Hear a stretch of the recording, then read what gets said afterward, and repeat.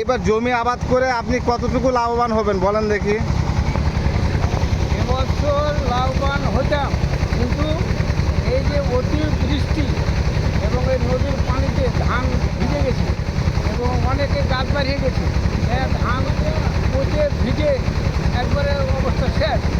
তাতে করে যে এখন মনে করেন যে ধান যে ফলতো তার অর্ধেক ফলবে, এরকম আমাদের কৃষকের সবারই একই অবস্থা।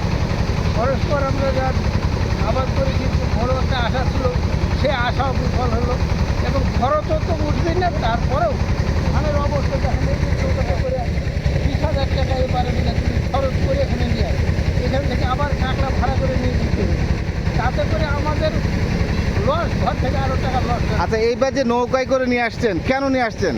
এই যে রাস্তা বন্ধ, কাঁকড়া যাচ্ছে না, যাতে কাঁকড়া যেতে পারছে না, মানে ট্রাক্টর যেতে পারছে না। কাদা এই যে অতিরিক্ত টাকা দিয়ে নৌকায় নিয়ে আসছেন, এই তো। নিয়ে আসে। আপনি কত বিঘা, কয় বিঘা আবাদ করেছেন জমি? 22 বিঘা জমি আবাদ। 22 বিঘা। সবই একই অবস্থা। এবার কি মানে ধান যেটুকু পাবেন, এটা কি খরচে সমান সমান হয়ে যাবে? না, খরচ উঠবে না, খরচও উঠবে না। খরচ উঠবে না। ওরে আল্লাহ। এই যে আমার হিসেব আছে, পাইপ হিসেব আছে, খরচ উঠবে না। হ্যাঁ, দর্শক দেখতে পাচ্ছেন ভালো হয়েছিল খুব, কিন্তু ধান ভালো হওয়া সত্ত্বেও সত্ত্বেও দেখেন কি অবস্থা। লাগাতার বৃষ্টির কারণে ধান জমিতে গাজে গেছে এবং এই যে যে জায়গায় শুকনা মৌসুমে ধান জমি থেকে নিয়ে আসতে গেলে ট্রাক্টরের মাধ্যমে নিয়ে আসতে, সেই জায়গায় নৌকায় করে নিয়ে আসতে হচ্ছে।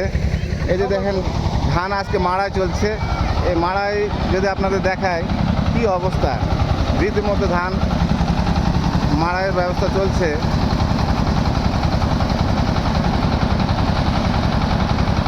এই ধান ন্যায্য মূল্য পাবে কিনা সন্দেহ। দেখেন অনেক ধান গেজে গেছে, এই গাছ ধান, এই গেজে যাওয়া ধানের দাম এমনি কৃষক লাভবানের চেয়ে ক্ষতির সম্মুখীন হবে বলে জানিয়েছেন আমাদের। এই যে দেখেন, হ্যাঁ। আপনার নাম কি? আমার নাম আলহাজ মোহাম্মদ মতিউর রহমান, গ্রাম? গ্রাম সোহার, কোথাও উপজেলা। আচ্ছা, ধন্যবাদ। যেমনটি দেখাচ্ছিলাম,